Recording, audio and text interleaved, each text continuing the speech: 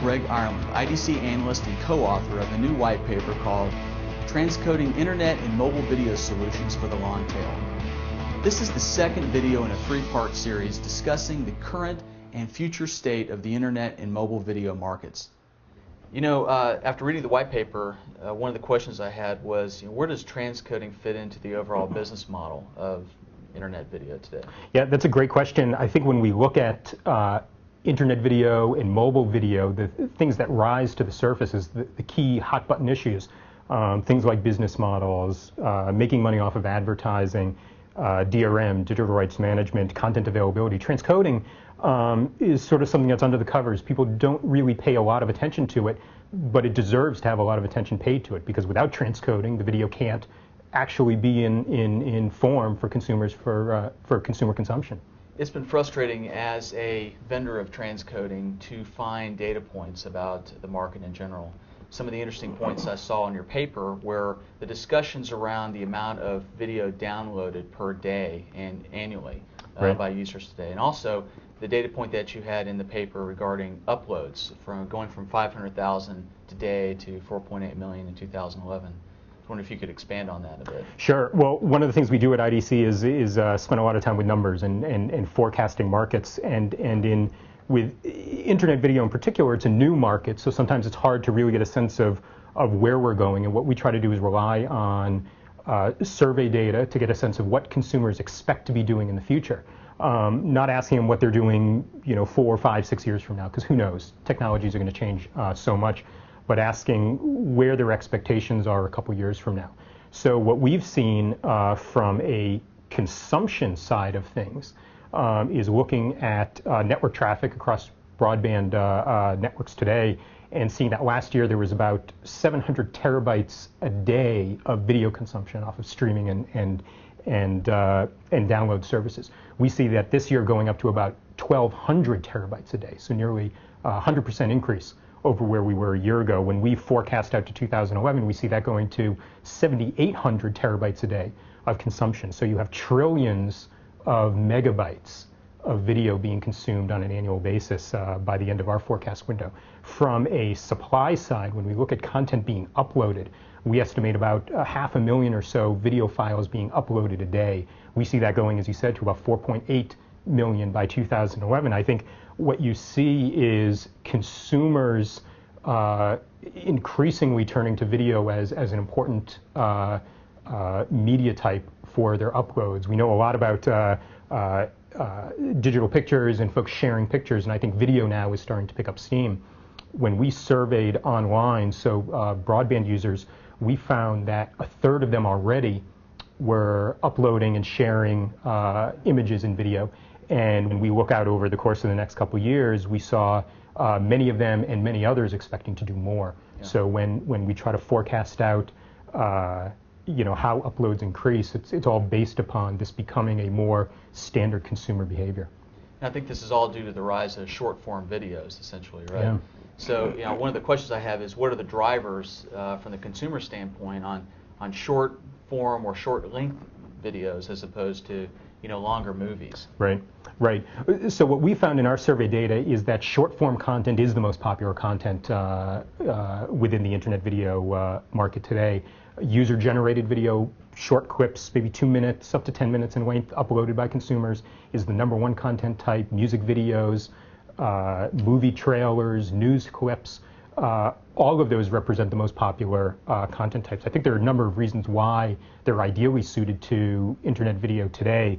The PC as a consumption device is very different from leaning back on your couch and watching a big screen TV. So we saw that short-form content is sort of ideally suited to sitting in front of a PC monitor. It's also ideally suited to sharing, so posting short video within a blog, posting short video up onto to commonly viewed sites. We've also seen a gradual acceptance within sort of the major media market of online distribution of content. So I think over time we'll see more TV shows, more movies online, and so that will start to balance out the short-form content. But certainly short-form content is one of the great success stories of internet video. It's a whole new content type that we've seen emerge, and it's really formed the bedrock of what internet video is all about today. Well, it's definitely one of the reasons we started RipCode, and it has a lot of ramifications for infrastructure, Sure. correct? Sure. Sure. I think what you see is when we survey consumers and you find consumers saying on average 3 hours of internet video a week, you can say, well, that doesn't sound like a lot. But when you consider a lot of that is short form content, that means to watch 3 hours isn't watching 2 movies or isn't watching 6 television programs. It's watching dozens and dozens and dozens of little clips, which then has all sorts of ramifications for how do you prepare all of this content for consumption, knowing that even though consumers aren't sitting in front of their PCs watching 6 hours of video a day like maybe they're doing with television, the sheer volume of individual pieces of content they're watching continues to increase. Yep. As a vendor in the transcoding space, we've been frustrated again by the lack of metrics out there for transcoding phenomenon drivers, right? Right. One of the points I saw in the paper was the discussion around that it takes 70 to 100 encodes to get to a viewing ubiquity. Right. And I was wondering, how you guys got to the number and who you talked to understand that. Sure. Well, I think it speaks to what we talked about initially in terms of transcoding being one of these things under the covers that hasn't received a lot of attention. And when you really start examining what does it take to get to this ubiquitous availability, you realize that when you combine the various networks that are out there, the various end user devices that are out there, you realize that content and the different codecs, the different file formats that content needs to be in, you realize that a single piece of content needs to be encoded, as we say in the report, up to 100 different times just to be able to reach all of the different end user devices across all the different networks. Any one given content provider may not need to be transcoding their content that many times, but as one moves into adjacent delivery mechanisms, you move from internet video to the mobile space, for example, things get increasingly complex. Mobile is just like the iPhone's announcement with YouTube, correct? Sure.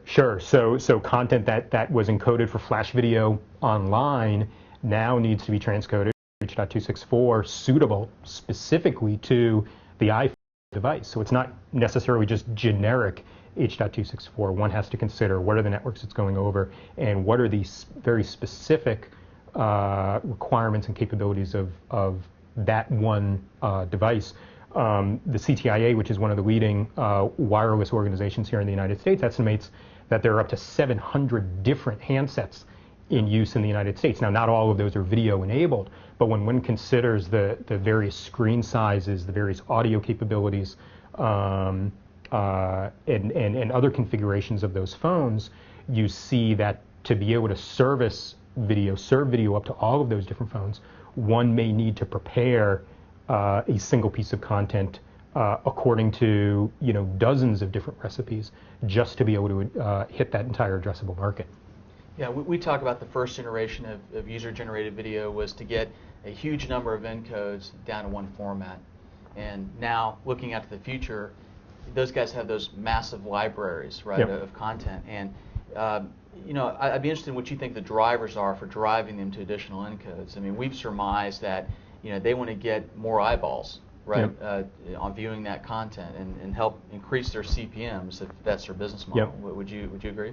Yeah, I think reach and distribution is number one. That's always been number one with content distribution. When one thinks of the traditional environment of pay TV, a content owner will do a deal with all the leading cable providers, all the satellite providers, now with the telcos, with telco and IPTV services, and you realize that in order to hit all consumers, you need distribution across all networks. Now, when you talk about internet and mobile video, maybe it's slightly different in the sense that in the traditional world you're doing distribution deals with all the distributors. Now it's preparing your content so that it can be consumed by all the consumers. I think in technology we all like to think in an ideal sense we work towards standards, and everyone will have standards compatible devices and networks, so everything will work well together.